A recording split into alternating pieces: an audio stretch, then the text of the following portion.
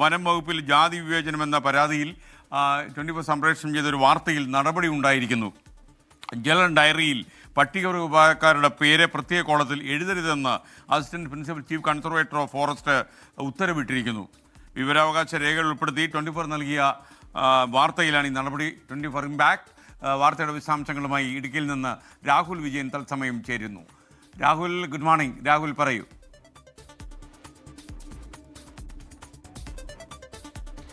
എസ്കെൻ 2023 PSCയിൽ special recruitment വഴി 500 പട്ടികവർഗ വിഭാഗക്കാരായ വനാശ്രിതരെ വനം വകുപ്പിൽ ജോലിക്കെടുക്കുന്നത്.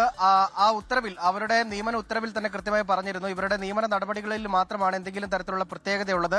സ്പെഷ്യൽ റിക്രൂട്ട്മെന്റ് എന്ന രീതിയിൽ ഇവരെ നിയമിക്കുന്നത്. പിന്നീടുള്ള ഇവരുടെ പ്രവൃത്തികളും ജോലികളും എത്ര കാലം കഴിഞ്ഞാലും അത് സാധാരണയുള്ള ബീറ്റ് ഫോറസ്റ്റ് ഓഫീസറുടെ സമാനമായ രീതിയിൽ തന്നെ ആയിരിക്കും എന്നാണ് പറഞ്ഞിരുന്നത്. പക്ഷേ ആ ഉത്തരവിന് പോലും പുല്ലുവില കൽപ്പിച്ചുകൊണ്ടാണ് ചില ഫോറസ്റ്റ് ഓഫീസുകൾ ഈ വനാശ്രിതരായ പട്ടികവർഗക്കാര് ജോലിക്ക് നിയമിതരായ ആളുകളുടെ പേര് പ്രത്യേക കോളത്തിൽ എഴുതിയിരുന്നത്. അത് ജാതി വിവേചനമാണെന്ന് കാട്ടിക്കൊണ്ട് ഉള്ളാട് മഹാസഭ ഉൾപ്പെടെ രംഗത്ത് വരികയും ചെയ്തിരുന്നു. ഇതിന് പിന്നാലെ നമ്മൾ നൽകിയ വാർത്തയിലാണിപ്പോൾ assistant principal chief conservator of ഫോറസ്റ്റിന്റെ ഒരു ഉത്തരവ് വന്നിരിക്കുന്നത്. ഇത്തരത്തിലുള്ളൊരു നടപടി ഒരു കാരണവശാലും അംഗീകരിക്കാൻ കഴിയുന്നതല്ല.